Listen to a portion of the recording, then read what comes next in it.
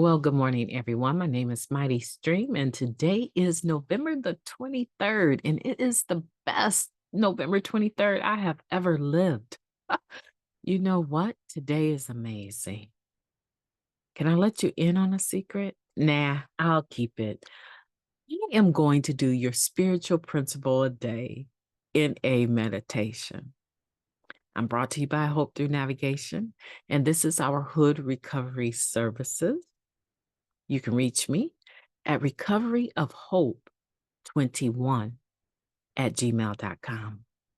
Let's go ahead and get into that screen. I know you want to know what the secret is, but I'm just not ready. I'm not ready to tell you. Okay, November 23rd is entitled Maturity Calls for Some Humility. Oh, this should be good. Doing the right thing when no one is looking is an act of service to what we believe in. Some of us call this integrity. The sixth step calls it character. Whatever we call it, this practice is the discipline that forms the basis of our growing maturity.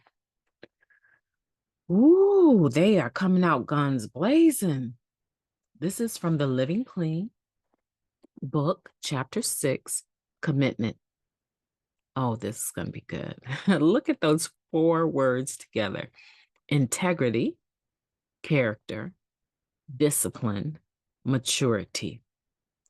Not often were these words used in reference to us when we were in active addiction, except perhaps to note the lack thereof.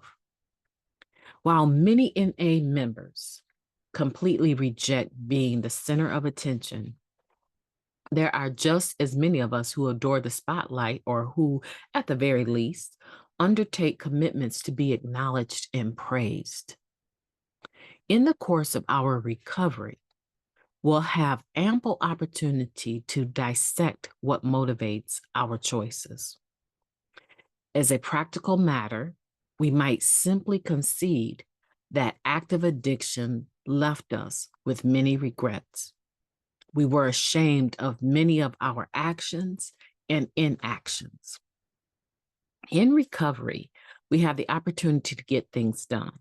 In NA, in our jobs, and in our family life, because those things need to get done.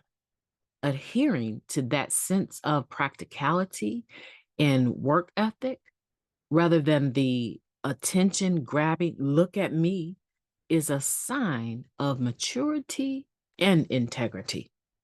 It shows character and discipline too, all of it. And sure, if we have a commitment that we do consistently, competently, and maybe with our own creative spin on it, our efforts may draw some positive attention. Accepting others' gratitude is also a sign of maturity. We don't need to plan our service entirely around making sure no one is looking.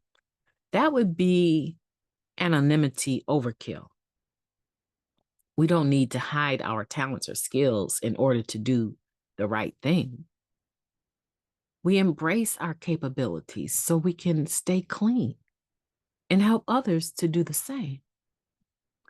Today, I'm deciding to let my contributions to the world speak for themselves.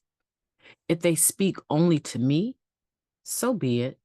If others notice and express their appreciation, I will be gracious. Ooh, that meditation is like honey to the soul. I'm trying to tell you, that's beautiful. That's a beautiful meditation. In fact, I want to honor it by doing the moment of silence, followed by the we version of the Serenity Prayer. Let's go ahead and take a moment of silence now, please.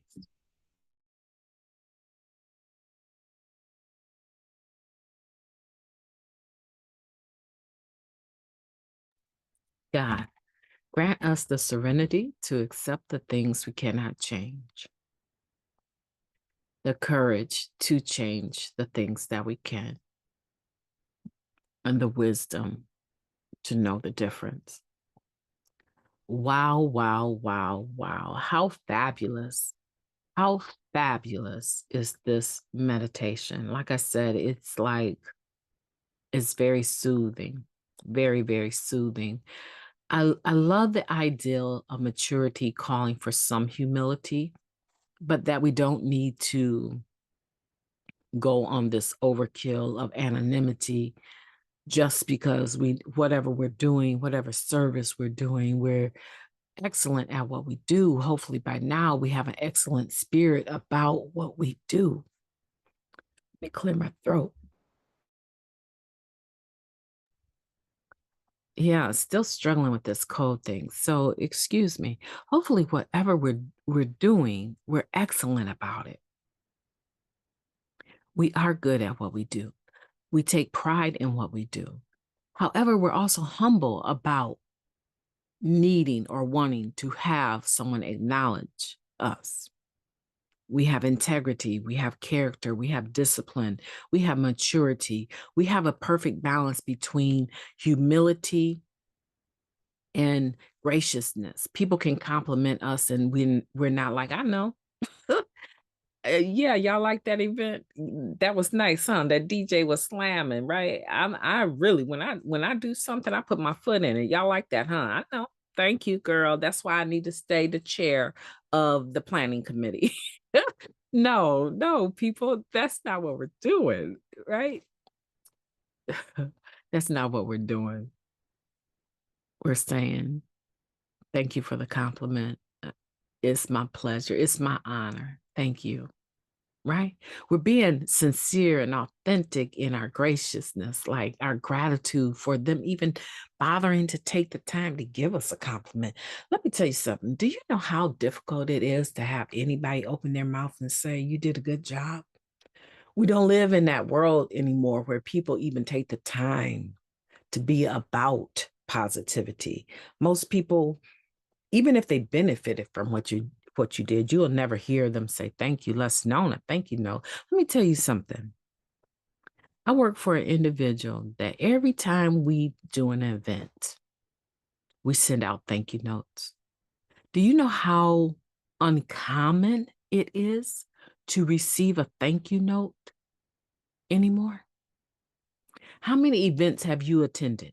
I'm just asking, how many events have you attended and participated in, donated to, and then received a thank you card that was signed by the whole staff?